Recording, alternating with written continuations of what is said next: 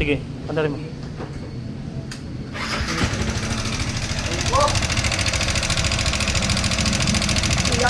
Sniper 155. Maingay yung head. So, yung may-ari nito, process na sana ng salmon, wala pa. So, tingnan muna natin, buksan natin kung ano yung mga tinamaan dito. And then, tsaka natin process para isang gawaan lang. Bossing, good morning. So, hindi ko alam kung good ang morning mo. Pero, ito yung pyesa mo dito sa head. Marami pong dinamay, no? So, simula tayo dito sa pinakamahal. Ito, rocker arm. So, ito. Yung bearing nito, sira na. So, ayan, umaalog na siya. Nagda-dance na. So, rocker arm. Yung rocker arm pin.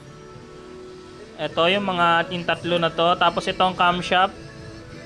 So, once kasi tinamaan, sir, yung rocker arm, matik tong camshaft. Lalo na yung rocker arm mo is sira na yung roller bearing. And then itong piston mo, sir, ayan o, may tama na siya. Ayan o. Siyempre pag tinamaan ng piston, pati itong block. And then itong other concern, yung water pump mo. So much better mapalitan na to, kasi wala na to, lumalabas na yung coolant, lumulusot na siya papunta ng engine. Cable. Anong cable? Throttle cable. Throttle cable. So yung mga other parts, pupunta ka naman dito, no? Ano to? Ay, ito mga valve din pala.